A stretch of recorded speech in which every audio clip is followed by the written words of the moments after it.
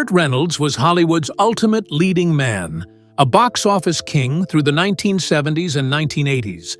But behind the mustache and the grin, his final years told a different story. By the 2000s, he was frail, battling heart disease, chronic pain, and money troubles he laughed off in public. He never admitted the loneliness, the regrets, or the addiction struggles that haunted him. What Reynolds wanted hidden was the truth, that his final days looked nothing like his legend. The hidden struggles behind the smile. For much of the 1970s and 1980s, Burt Reynolds embodied the swagger of Hollywood. With his trademark mustache, his Trans Am in Smokey and the Bandit, 1977, and his box office dominance, he seemed invincible. But by the 2000s, the reality was far different. At age 75, Burt was quietly battling severe heart problems that required surgery in February 2010, when he underwent quintuple bypass surgery in Florida. Fans saw him smiling at red carpets, but privately, his health was crumbling. Beyond his heart, Reynolds suffered from crippling arthritis, the result of decades of dangerous stunts he insisted on performing himself. Old injuries from a 1984 accident on the set of City Heat, never fully healed.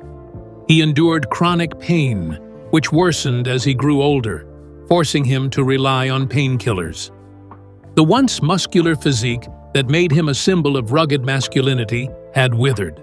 By 2015, his weight loss was so dramatic that tabloid covers speculated about his imminent death. Friends and colleagues recalled how Reynolds laughed off questions about his frailty.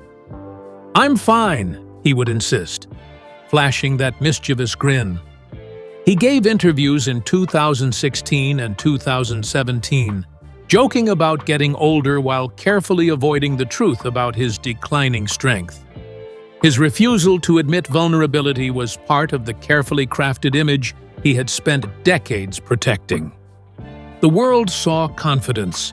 Behind closed doors, he was frail, tired, and in constant pain. The contradiction was striking.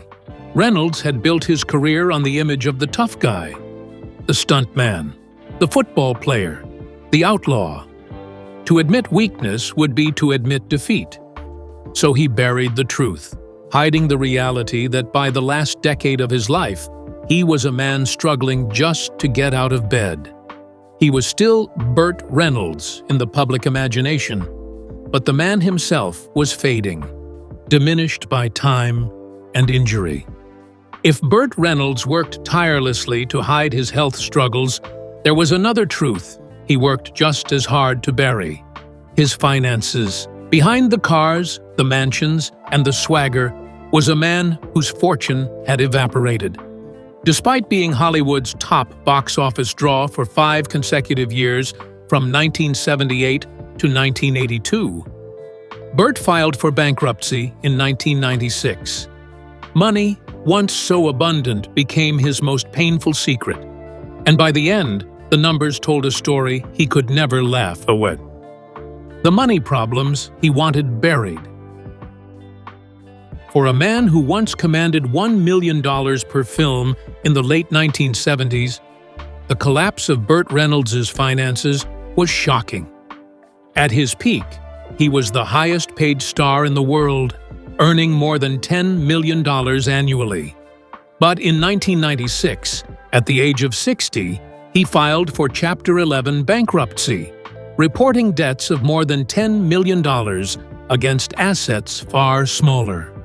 Lavish spending, disastrous investments, and costly divorces had drained the fortune he once flaunted. The spending habits were legendary. Reynolds bought dozens of luxury cars, including multiple Pontiac Trans Ams, like the one in Smokey and the Bandit. He built a sprawling Florida ranch in Jupiter, purchased properties in California, and filled them with expensive memorabilia. He showered friends and lovers with gifts, Cadillacs, jewelry, and art. But his biggest losses came from bad real estate deals in the 1980s, when properties in Florida collapsed in value, leaving him millions underwater. His personal life only deepened the financial strain. Reynolds divorced actress Judy Carn in 1965 and later actress Lonnie Anderson in 1993. A bitter split that included a costly settlement. By the late 1990s, he was forced to sell his beloved Florida ranch and auction off memorabilia, including the Smokey and the Bandit Trans Am, to cover debts. What remained was a fraction of his former wealth. By the time of his death in September 2018, his estate was valued at around $5 million, a sum that might seem enormous to most, but was a pale shadow of what he had once commanded. Reynolds hated admitting financial failure. Even in his final years, he insisted he was fine, projecting confidence to hide the embarrassment of losing the empire he once ruled. Money had once fueled his stardom. In the end, it became one of his greatest secrets. But health and money were only part of the story. Perhaps the most painful secrets Burt Reynolds carried were about the roles he didn't take, the chances he missed. Hollywood insiders knew him as the man who said no to some of the greatest parts in film history. From James Bond to Han Solo, Burt turned down opportunities that could have extended his reign at the top. In later years, he admitted regret, but even then, he tried to laugh off the truth. The roles he regretted losing. During his peak in the 1970s, Burt Reynolds was the undisputed king of the box office, holding the number. One spot for 5 consecutive years, 1978 to 1982. Yet behind that dominance was a painful truth. He had turned down roles that could have secured him a longer reign. He famously declined the chance to play James Bond after Sean Connery stepped away in 1971, saying audiences wouldn't accept an American 007. It was a decision that haunted him for decades. The missed opportunities didn't stop there. In the mid-1970s, director George Lucas offered him the role of Han Solo in Star Wars 1977, a part that ultimately went to Harrison Ford and turned him into a global icon. Reynolds also passed on the chance to star in One Flew Over the Cuckoo's Nest, 1975, a role that won Jack Nicholson an Oscar. Each no seemed small at the time, but by the 1980s, the weight of those refusals became clear. As younger actors like Ford, Nicholson, and Al Pacino rose, Reynolds' career began to falter. By 1985, he was struggling to maintain the same box office draw he had once commanded. He worked steadily, appearing in films and television, but the aura of being the most bankable star had slipped away. Reynolds admitted later that pride and overconfidence blinded him, causing him to underestimate how much those roles would have shaped his career. In interviews during the 1990s and 2000s, Reynolds confessed that those missed roles hurt more than anything else. He joked about it, but the regret was visible. Even near the end, in 2017, he admitted the biggest heartbreak of his career wasn't what he did, but what he didn't do. Hollywood moved on without him, and though he kept acting until his final days, he never regained the dominance of his prime. But if career regrets gnawed at Burt privately, the pain in his personal life was even deeper. Hollywood romances came and went, but one relationship defined him more than any other. His turbulent love affair with Sally Field, which began in the late 1970s, became both his greatest joy and his greatest heartbreak. While Burt projected confidence to the public, insiders knew he never recovered from losing her, and even in his final days, she remained the woman he couldn't forget. The love he never got over. In 1977, the same year Smokey and the Bandit exploded at the box office, Burt Reynolds began dating actress Sally Field. Their romance, fueled by on-screen chemistry and off-screen passion, became one of Hollywood's most talked-about relationships.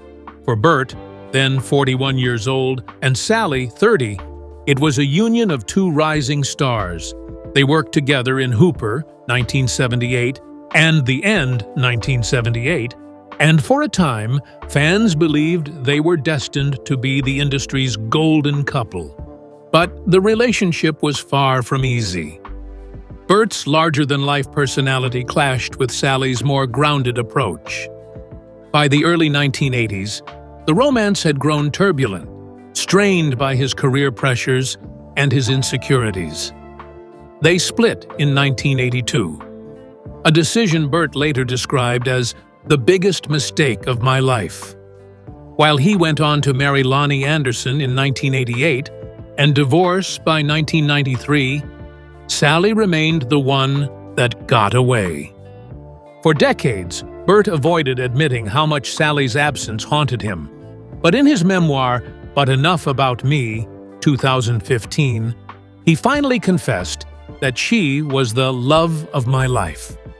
Even in interviews in 2017, just a year before his death, he repeated the sentiment, saying he still thought of her constantly.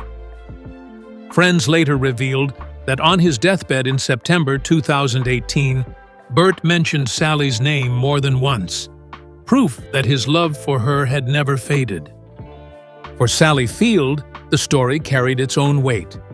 In her memoir, In Pieces, 2018, she described their relationship as complicated, often overshadowed by Burt's controlling nature. Yet she acknowledged his place in her life, admitting his love was real, even if flawed. For Burt, however, the truth was simple. Of all the things he lost, roles, money, health, Sally Field was the one loss he never truly recovered from. But Burt's heartbreak wasn't the only hidden battle. Behind the mustache, the cars, and the charisma, he fought another war, one he rarely admitted publicly. After a 1984 accident on the set of City Heat left him with a shattered jaw, Burt developed a dependence on prescription painkillers. The addiction plagued him for years, quietly destroying his health, his finances, and his confidence. And though he entered rehab in the early 2000s, he spent the rest of his life downplaying the struggle. The addiction battle he tried to downplay. In 1984, during filming of City Heat alongside Clint Eastwood, Burt Reynolds was struck in the face by a stunt gone wrong. The injury shattered his jaw, forcing multiple surgeries and a grueling recovery. To manage the agony, doctors prescribed painkillers, opiates that would shadow him for decades. At first, he took them cautiously. By the late 1980s, dependency had taken hold, and Burt, the man who once prided himself on toughness, was quietly enslaved to pills. The addiction ravaged his body. From 1985 to 1995, Burt's once athletic frame withered. His weight dropped to 120 pounds at its lowest, alarming fans and feeding rumors of cancer. He brushed off the speculation, insisting in interviews on The Tonight Show and other programs that he was fine. But behind the mask of humor, he was physically fragile, struggling to keep up appearances. Decades of performing his own stunts had already battered his body. The pills were finishing the job. By the early 2000s, Burt finally entered rehab, quietly seeking treatment away from cameras. He rarely spoke of it publicly, fearing the stigma would tarnish his macho persona. When he did address it, such as in a 2003 People magazine interview, he minimized the severity, framing it as just another hurdle. Insiders knew the truth. Dependency had nearly destroyed his career and his health. The heart surgery in 2010 only highlighted how years of strain had left him vulnerable. Even in his last years, the impact lingered. Frail and gaunt, Burt remained careful never to admit how much the addiction had shaped his decline. His friends said he continued to joke and smile, steering conversation away from the subject. For a man who built his life on strength, charm, and control, admitting weakness was impossible. Addiction was one of his deepest secrets, an invisible wound that shaped the Burt Reynolds the world never saw. But the pills weren't the only burden he carried in silence. As health and money problems mounted, Burt's personal life grew increasingly lonely. After 2 divorces, first from Judy Carne in 1965, then from Lonnie Anderson in 1993, he never remarried. His only son, Quentin Reynolds, was at the center of custody battles that left scars on their relationship. In his later years, Burt lived quietly in Florida, surrounded not by family, but by a small circle of loyal friends and staff. The family rift and loneliness. Despite his public image as a beloved leading man, Burt Reynolds' private life was often marked by distance and solitude. He married actress Judy Carne in 1963, but the union collapsed in 1965 amid accusations of abuse and betrayal. 2 decades later, he wed Lonnie Anderson in 1988. A marriage that quickly soured. Their divorce in 1993 was one of Hollywood's ugliest, with headlines filled with accusations of infidelity, financial disputes, and bitter custody battles. At the heart of that battle was their adopted son, Quentin Anderson Reynolds, born in 1988. Custody disagreements turned toxic, and Burt's relationship with Quentin suffered. For years, they remained estranged, with Quentin choosing to live with his mother. By the late 1990s, Burt admitted he longed for reconciliation, but rebuilding trust was slow. Insiders said the wounds of the divorce made father and son wary of each other, a distance that lasted well into the 2000s. Meanwhile, Burt never remarried. Friends said he feared intimacy after the collapse of his relationship with Sally Field in the early 1980s and the bitterness of his split with Lonnie Anderson. By the 2000s, he was living primarily in his Florida home, often alone. Though he maintained a circle of close friends and assistants, he spent holidays quietly, away from the family life he once imagined. Fame had given him everything, but it had not given him peace. In interviews in 2015 and 2017, Burt admitted loneliness, though he cloaked it in humor. "I've made a lot of dumb mistakes," he said, hinting at regrets without fully confessing the pain. To fans, he was still the witty, charming icon. But to those closest to him, he was a man burdened by fractured family ties and empty nights. His greatest fear, they said, was not death. It was being remembered as a man who had everything, but ended up alone. Loneliness fueled another dream. One last Hollywood comeback. In 2018, Burt seemed poised for a final triumph when director Quentin Tarantino cast him in Once Upon a Time in Hollywood. For Burt, then 82 years old, it was the chance to reintroduce himself to a new generation.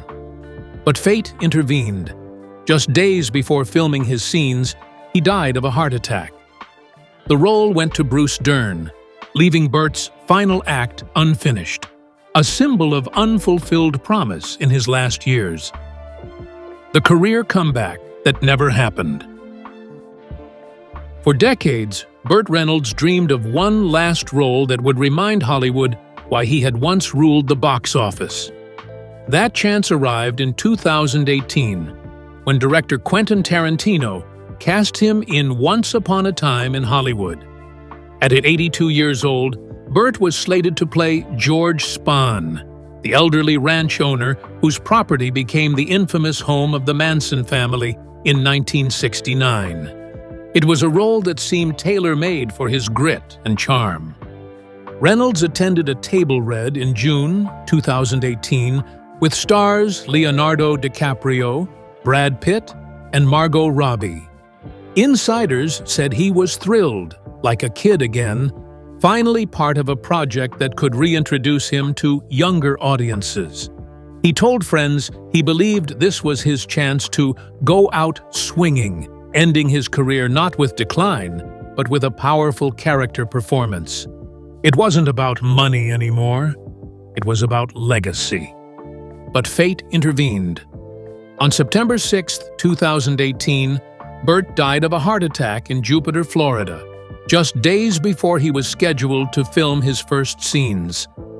The role went to veteran actor Bruce Dern, but fans and colleagues mourned what could have been.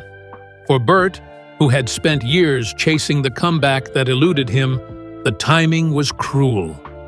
The movie went on to gross over $377 million worldwide, and audiences couldn't help but imagine how Reynolds might have shined.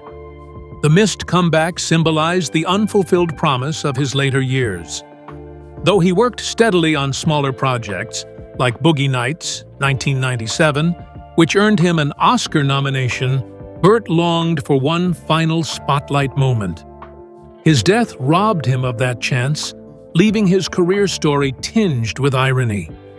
He had built a legacy as one of Hollywood's greatest leading men, but his last act was one the cameras never captured. Even without that final comeback, Burt refused to let go of the image that had defined him. For decades, he had been Hollywood's ultimate man's man, rugged, confident, untouchable. As his body weakened, he clung even harder to that persona. Red carpets in the 2000s showed a frail figure, but his humor and pride never faltered. Fans adored him for it, never realizing how much effort it took. The image of Burt Reynolds was a mask he wore to the very end. The image he worked to protect. From the moment he posed for his infamous 1972 Cosmopolitan centerfold, stretched out nude on a bearskin rug, Burt Reynolds cemented himself as a symbol of American masculinity. For decades, he was the mustached outlaw, the football hero, the wisecracking stuntman. Even as age and illness eroded his body, he worked tirelessly to protect that image. To the public, he was still the Burt they remembered, rugged, funny, and proud, even when walking had become difficult. By the 2000s, fans could see he was frail. He appeared gaunt at the 2015 Palm Springs International Film Festival, sparking headlines about his health. But Burt laughed it off, insisting in interviews that he was doing fine. In 2017, he promoted his film The Last Movie Star, which critics praised as a poignant reflection of his own career.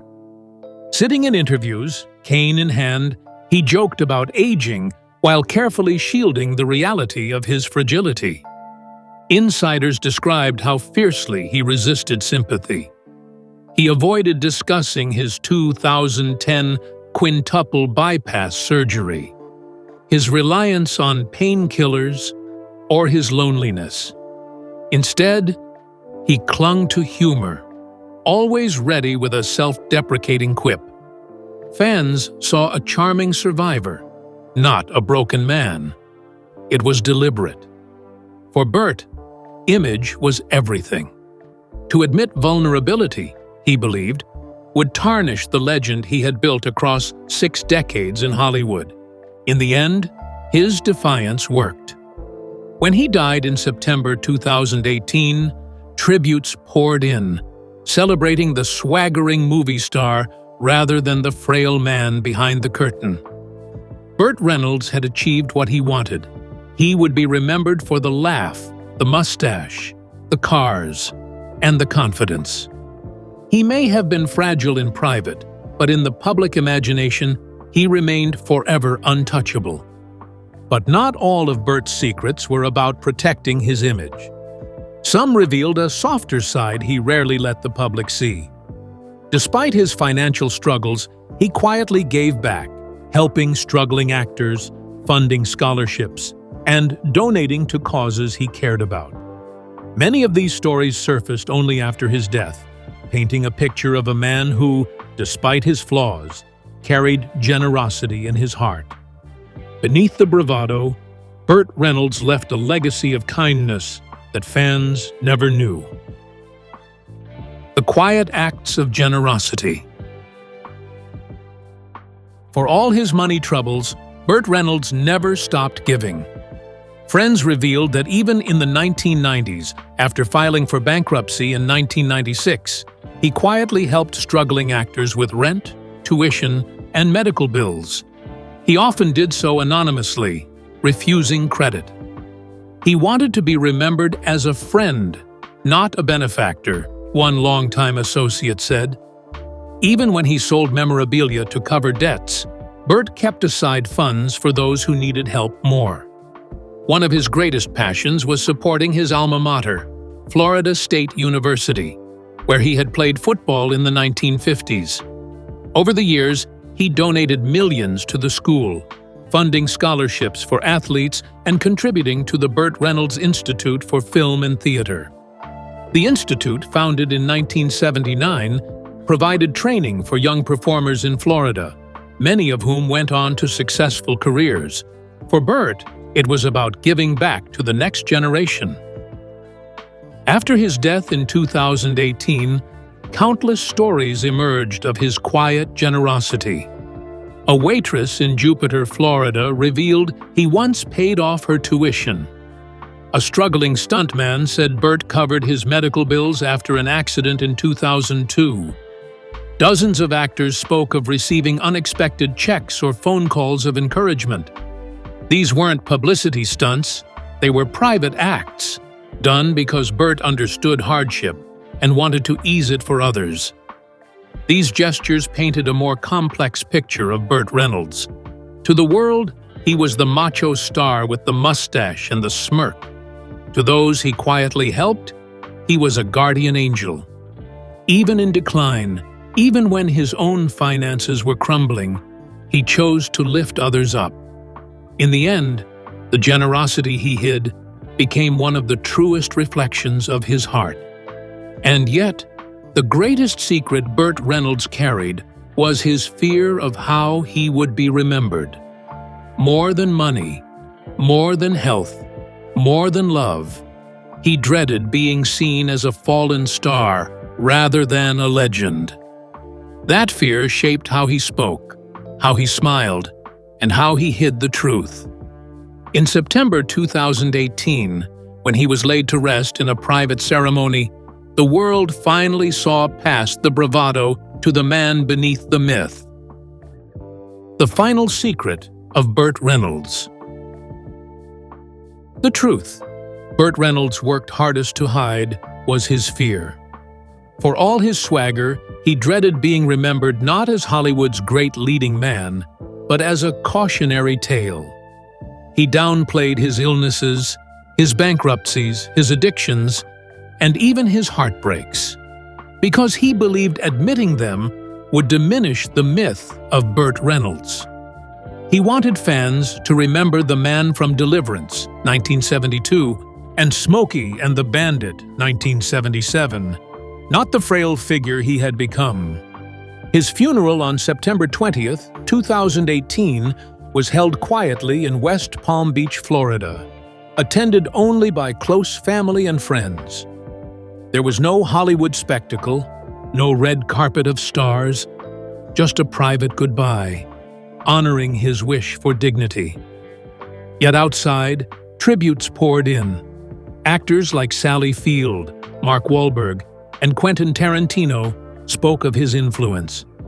Fans across the world lit candles, posted photos, and shared memories of the man who had defined a generation of cinema. The contrast was striking. In life, Burt worked so hard to keep the frailty hidden. In death, the truth came out. He had been fragile, lonely, and haunted. But that didn't erase the legend. Instead, it made it richer, more human. People admired him not just for the roles he played, but for the struggles he endured. His final secret was that he never felt as strong as he looked. And yet, Burt Reynolds' legacy endures. He was flawed, vulnerable, and often reckless, but he was also unforgettable. He gave audiences laughter, thrills, and unforgettable moments of cinema. In the end, he achieved what he feared might slip away. He was remembered not as a fallen star, but as Hollywood's great leading man, charming, rugged, and forever larger than life. When Burt Reynolds died in September 2018, the world remembered the swagger, the Trans Am, and the Hollywood icon who defined a generation. But the truth he tried to hide slowly came into focus. Declining health, lost fortunes, broken loves, and private acts of generosity no one knew about. Reynolds feared being remembered as fragile, yet the honesty of his struggles only deepened his legacy. In the end, he wasn't just a movie star, he was human, and unforgettable.